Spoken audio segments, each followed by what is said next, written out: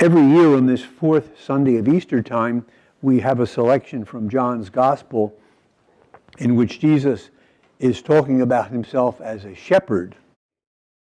We need a little cultural shift here. Brother Michael and I lived in a monastery once where we were making our living by raising sheep. And we drove them around the property, usually riding on an all-terrain vehicle with a couple of dogs pushing them all ahead of us. But that's not the way they did it in Palestine. It's not the way they do it today in Palestine. I was on a tour bus once going through the Holy Land, and up ahead we could see this gigantic flock of sheep about to cross the road in front of the bus. But they stopped right at the edge of the road because the shepherd wasn't driving them, he was leading them. And as soon as he stopped, they stopped. A whole different way of pushing sheep around. But that's the image that Jesus is giving us today of himself, that he is one who leads, but also leads with great gentleness and care for those he leads. Now, in our time, we do have had trouble with our shepherds, both ecclesiastically and civilly, have we not? Especially in this town. People who are supposed to be our leaders often get off the track, we'll say. We have it in the church. Let's be honest. Last 20, 25 years have not been good. Not all leaders, but some. And we've had it, if you're reading the daily papers, even among those who are supposed to be our servant leaders in the community. What do we want from leadership? What do we want from those who are our leaders as shepherds, both in the church and out of the church? I think we want three things. We want availability. We want them to be in touch with us. We want accountability. We want them to be responsible to us. And we want them to be vulnerable. Because if they're accountable and in touch, they will be vulnerable. We demand that in the church, and we demand it in civil society. But let's go back to the beginning of the Easter season. We began at the vigil.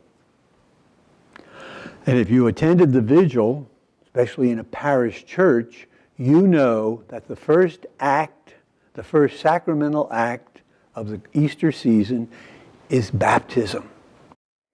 We baptize people into the life of Christ, into the body of the church, especially on the vigil of Easter.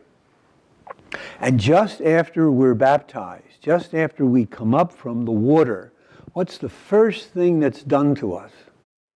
We are anointed with chrism.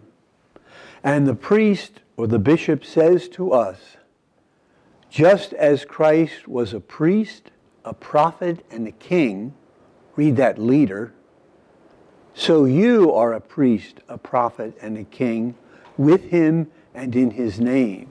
And sometimes we baptize people, can be very critical of those who are ostensibly our leaders, but we also forget that we share in the leadership role in the body of Christ. We're priests because what we're doing now, we are offering praise and worship and prayer to the Father in, with, and through Jesus. And we know that our prayer arrives at the throne of God because it is in, with, and through Jesus.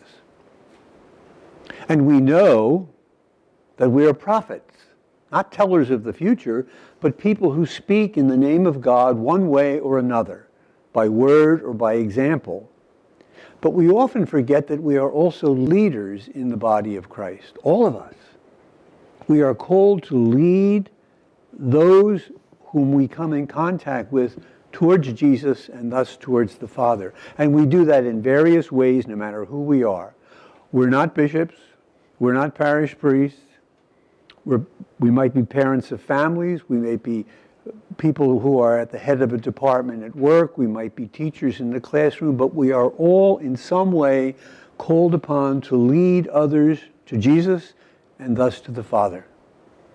So when we get critical of our leadership, both in church and in state, that's all right.